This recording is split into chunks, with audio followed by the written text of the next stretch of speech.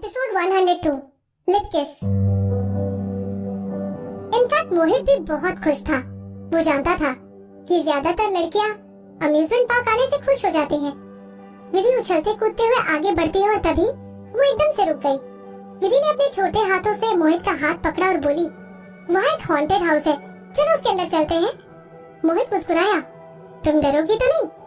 नहीं, मैं किसी से भी नहीं डरती। विधि तिरछी नजरों से उसे देखते हुए बोलती है, ठीक है। मोहित को विधि की चमकती हुई आंखों से प्यार हो गया था। विधि की खुशी उसके चेहरे पर छलक रही थी। वो हॉन्टेड हाउस की तरफ ऐसे बढ़ी जैसे कि वो किसी चीज से नहीं डरती। मोहित ने बहुत सी लड़कियों को देखा था जो दिल से कमजोर और नाजुक थी, लेकिन विधि उन लड़कियों में से नहीं थी। विधि के यूनिक होने की वजह से मोहित को उससे बहुत अट्रैक्शन था। कभी कभी विधि किसी पंछी की तरह आसमान में उड़कर तेज हवा और तूफान का अकेले ही सामना करना चाहती थी। उसको अपना दर्द किसी और से बांटना मंजूर नहीं था, लेकिन कभी कभी विधि किसी खरगोश की तरह अपने कमरे से बाहर नहीं निकलना चाहती थी। वो अपनी उदासी और खुशी का कंट्रोल किसी और के हाथ में नहीं देना चाहती थी। मोहित उसकी बड़ी बड़ी आंखों में देखकर उसके दिल का रास्ता जानना चाहता था। मोहित की आंखों में विधि सबसे अलग थी। मोहित उसका हाथ पकड़े हुए आगे बढ़ गया और बोला, कम ऑन, जल्दी से हॉन्टेड हाउस के अंदर चलते हैं। हॉन्टेड हाउस के अंदर जाने के एक्साइटमेंट की वजह से विधि ने ध्यान ही नहीं दिया कि उसका हाथ पहले से ही मोहित के हाथों में था। वो बस मोहित का हाथ पकड़े हुए एक्साइटमेंट में आगे बढ़ती रही। हॉन्टेड हाउस की पूरी जर्नी में विधि टाइम टू टाइम भूत और मॉन्स्टर्स से डरती रही। काफी बार तो वो डरकर मोहित की बाहों में आ गई। हालांकि मोहित उस हॉन्टेड हाउस की जर्नी के टाइम पूरी तरह से शांत था और विधि को संभाल रहा था। विधि के शरीर की खुशबू से मोहित का दिल खुशी से उछल उछल कर बाहर आ रहा था। विधि नहीं जानती थी कि वो मोहित के साथ क्या कर रही है और वो हॉन्टेड हाउस के अंदर मोहित को हग कर रही थी। वो हॉन्टेड हाउस के आखिर तक पूरी तरह से एंजॉय करती है और बाहर आते समय उसके चेहरे पर पसीना और उसकी सांस फूली हुई थी। वो दोनों हॉन्टेड हाउस से बाहर आ गए। आराम से सांस ले लो, मोहित ने कहा। पूरा दिन इधर उधर भागने की वजह से विधि थक चुकी थी। मोहित उसको फॉरेस्ट जोन के अंदर कैफे में ले गया। यहाँ पर धूप को मुंह पर पड़ने से पेड़ रोक रहे थे। मोहित ने उसके लिए ब्लैक टी ऑर्डर की और बोला, तुम्हारा गला भी ठीक हुआ है, तुम कुछ दिनों तक कोल्ड ड्रिंक्स वगैरह अवॉइड करना, वरना तुम्हारे गले में फिर से परेशानी हो सकती है। विधि ने अपना सर हिलाकर उसकी बात समझने का इशारा किया। इनफैक्ट विधि पहले से ही कोल्ड ड्रिंक और कॉफी कम पीती है। विधि ने मोहित के हाथ से चाय ली और पीने लगी। मोहित ने नोटिस किया कि विधि अपनी पलकें बार बार झपका रही है। अगर तुम्हें थकावट महसूस हो रही है तो तुम यहाँ पर कुछ पलों के लिए सो सकती हो, मोहित बोला। असलियत में मोहित इस छोटी सी ट्रिप पर अपने बॉडीगार्ड्स भी लेकर आया हुआ था। विधि उनको नोटिस नहीं कर पाई क्योंकि मोहित के बॉडीगार्ड्स ने सिंपल कैजुअल कपड़े पहने हुए थे।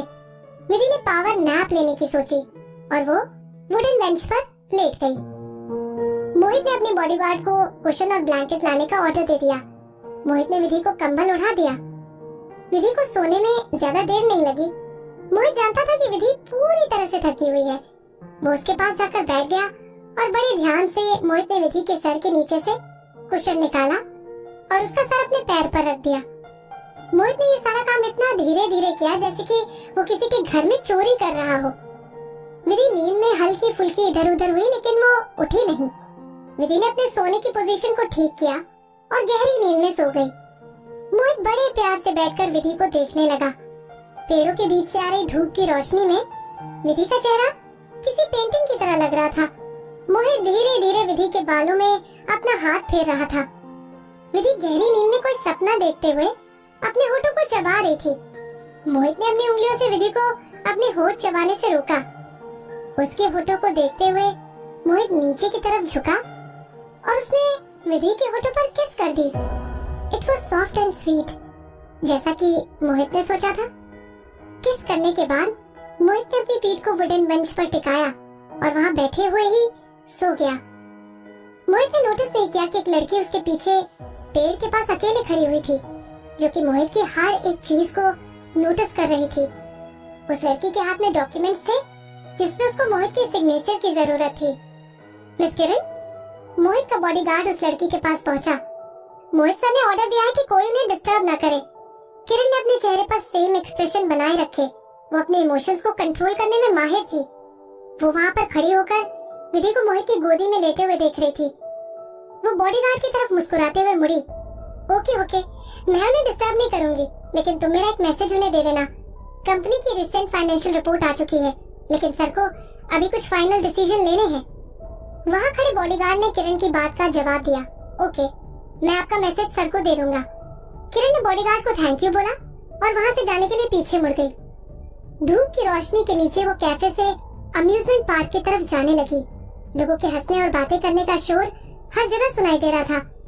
कैफे से बाहर निकलकर किरण ने अपना सर ऊपर की तरफ उठाया और अचानक से उसकी आंखों को धूप की रोशनी चीरते हुए निकली। वो लड़की बहुत सिंपल है। मोहित सर उसमें दिलचस्पी क्यों दिखा रहे हैं? क्यों? मैं इतने सालों से उनके पीछे घूम रही हूँ, लेकिन उन्होंने मुझे कभी इस तरह क्यों नहीं देखा? किरण ने अपने आप से कहा। किरण जानना चाहती थी कि मोहित क्यों विधि में दिलचस्पी दिखा रहा है। इन सब चीजों के पीछे मोहित का क्या रीजन है? किरण इस बारे में सोचते हुए आगे बढ़ते रही। वहीं दूसरी तरफ विधि की नींद टूट चुकी थी, ये जानने के बाद कि वो इतनी देर से मोहित की थाईस पर सो रही थी। विधि बिल्कुल एकदम से खड़ी होकर बैठ गई। विधि के अचानक उठने की वजह से मोहित भी उठ गया और अपनी आंखों को मलते हुए वो विधि को देखने लगा। बॉस, आप बोलती बंद होने की वजह से विधि ने अपनी कांपती हुई उंगली को मोहित की तरफ उठा दिया। मैंने क्या किया? मोहित मासूम बनने की एक्टिंग करने लगा। तो तुम विधि अपने शब्दों को जोड़कर नहीं बोल पा रही थी, लेकिन फाइनली अपनी हिम्मत जुटाकर उसने मोहित से पूछा, मैं आपकी थाइस पर क्यों सो रही थी? तुम मेरी थाइस पर सो रही थी? मोहित ने अपना सर झुकाया और कंफ्यूजन में इधर उधर देखने लगा। तुम्हारे बताने के बाद मुझे अपनी थाइस पर अजीब लग रहा है। विदुषी, क्या तुम सच में मेरी थाइस पर सो रही थी? मुझे पता कैसे नहीं चला? आपको क्यों पता चलेगा? विधि ने ताना मारते हुए मोहित से कहा। मैं तो तुम्हारे सोने के कुछ देर बाद ही सो गया था। आंखें बंद करने से पहले जब मैंने तुम्हें देखा तब तुम कुशन पर सर रखकर आराम से सो रही थी। मोहित ने झूठ बोला और आसपास देखने का नाटक करने लगा। देखो, कुशन जमीन पर पड़ा हुआ है। शायद सोते हुए तुम्हारा कुशन नीचे गिर गया होगा और उसके बाद तुमने मेरे पैरों को अपने कुशन की तरह इस्तेमाल करना शुरू कर दिया होगा। विधि ने मोहित की नजरों को फॉलो किया और जमीन पर पड़े हुए कुशन को देखा। वो अपने आप पर डाउट करने लगी और उसने सोचा कि शायद मोहित सच बोल रहा है। साइड में खड़े हुए बॉडीगार्ड्स मोहित से तो कुछ नहीं बोल सकते थे, लेकिन वो आपस में बातें करने लगे। मोहित सर इतनी आसानी से झूठ कैसे बोल रहे हैं? हालांकि विधि को जरा भी आइडिया नहीं था कि साइड में खड़े हुए लोग क्या सोच रहे हैं। वो बस मोहित की बात से अग्री हो गई। विधि का चेहरा टमाटर की तरह लाल हो गया। इस सिचुएशन ने विधि को शर्मिंदा कर दिया। वो किसी आदमी की थाइस पर कैसे सो सकती है? उप्स, आई एम सो सॉरी। विधि ने शर्मिंदा होते हुए माफी मांगी। मोहित उसके सामने अपने आप को बड़ा दिखाते हुए बोला, अरे इसमें सॉरी बोलने वाली कौन सी बात है? वैसे भी इसमें तुम्हारी कोई गलती नहीं है। तुम मुश्किल से मेरी थाइस पर 5 या 10 मिनट तक सोई होगी। विधि का चेहरा और ज्यादा लाल हो गया। पीछे खड़े बॉडीगार्ड्स मोहित को जज करने लगे। मोहित सर, क्या आपको झूठ बोलकर जरा भी बुरा नहीं लगा? आपने जानबूझकर मिस विदुषी को अपनी थाइस पर सुलाया था, बल्कि आपने तो मिस विदुषी को सोते हुए किस भी किया, और अब आप ऐसे एक्टिंग कर रहे हो जैसे कि आपको कुछ पता ही नहीं। वहाँ खड़े बॉडीगार्ड्स अपने बॉस को ऐसे झूठ बोलते हुए नहीं देख पा रहे थे। शर्म की वजह से विधि के अंदर मोहित से आंख मिलाने की हिम्मत ही नहीं हो रही थी। विधि ऑकवर्ड और एम्बैरेसिंग महसूस कर रही थी, बल्कि वो पूरी दुनिया के लोगों की इंसल्ट सहने की हिम्मत रखती है, लेकिन मोहित के सामने वो शर्मा जाती है। मोहित अपने चेहरे पर झूठी मासूमियत लाकर विधि से बोला, अगर तुम्हें मेरे लिए बुरा लग रहा है तो तुम मुझे एक और चीज प्रॉमिस कर सकती हो। वहाँ खड़े बॉडीगार्ड्स खुद को अपने बॉस की हरकत देखने से रोक नहीं पा रहे थे, लेकिन वो आगे कुछ नहीं सुनना चाहते थे। उनके बॉस मिस विदुषी को अपनी एक और ट्रिक में फंसाना चाह रहे थे।